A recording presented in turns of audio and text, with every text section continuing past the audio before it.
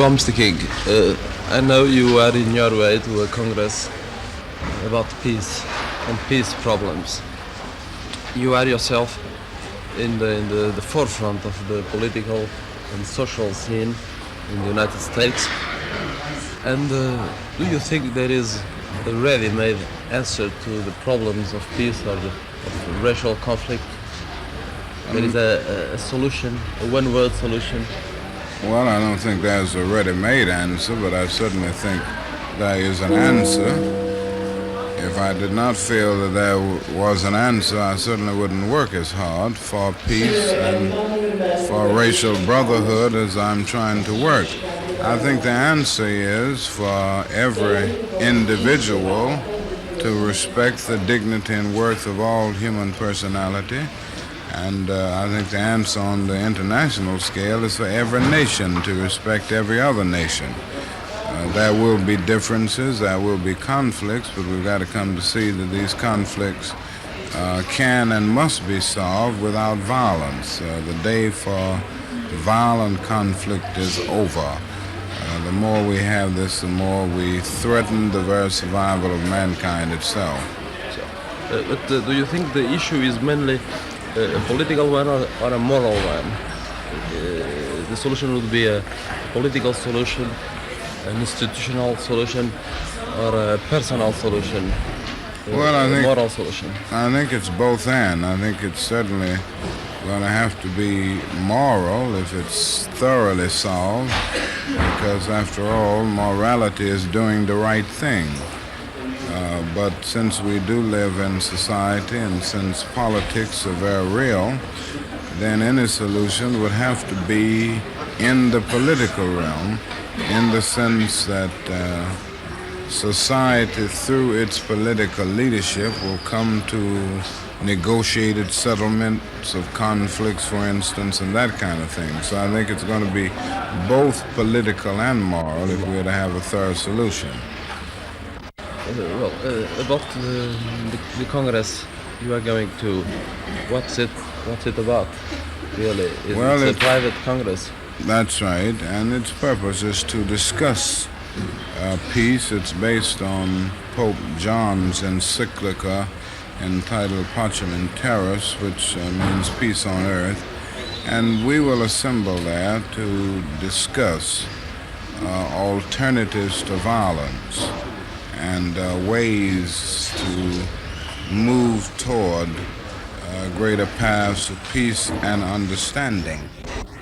Not only in the Vietnam situation, but in all situations where there is possible conflict, like the Middle East, which is presently in the midst of a possible outbreak, and all these other areas of conflict. Our main purpose there is to try to find some means of coexistence.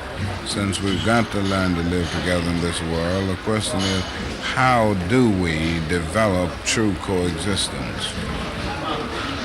About the United States, your country, well, in foreign countries, we tend to exaggerate, perhaps, the conflicts in America, because they are spectacular and they are, sometimes violent even. And so perhaps we exaggerate them and we underestimate the capacity of the American people to solve their problems. Do you think they are in the way of a solution in America, the racial conflict? Do you think? Well, I would say that we've made some very significant progress in race relations. There's no doubt about that, particularly in ending what we think of as legal segregation, where the Negro is concerned.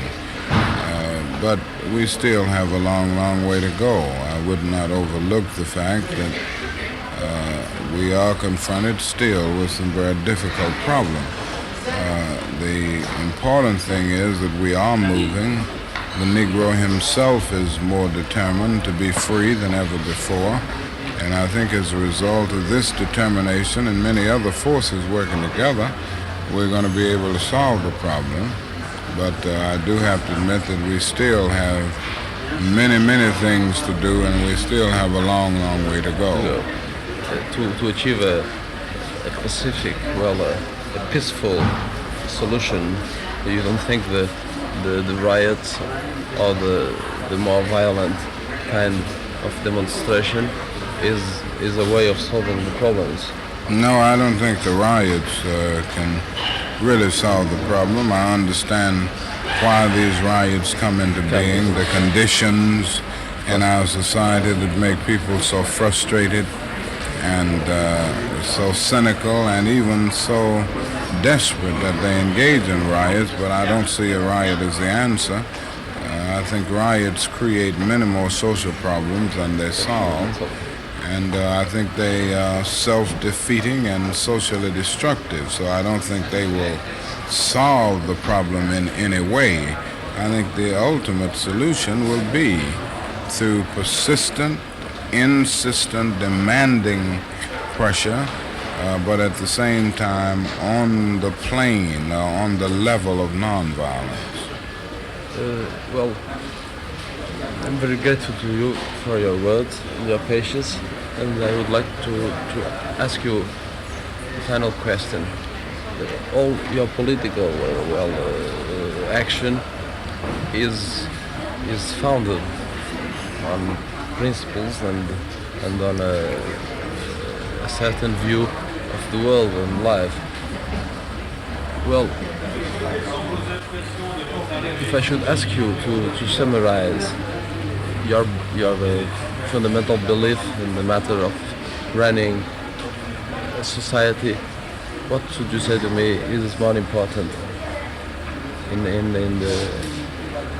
the scheme of things?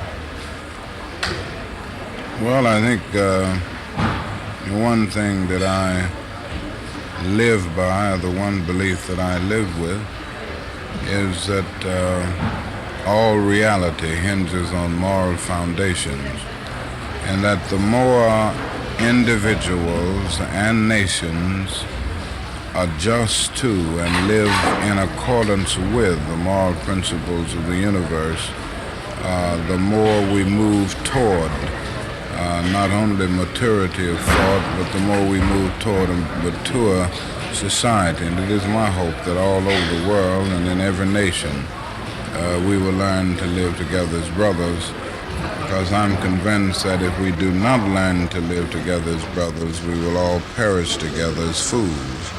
And the first thing on the agenda of mankind must be this quest for togetherness, for understanding, for compassion, and for brotherhood. Thank you very much. I won't bother you anymore. Thank you. Very grateful to you. You're quite welcome.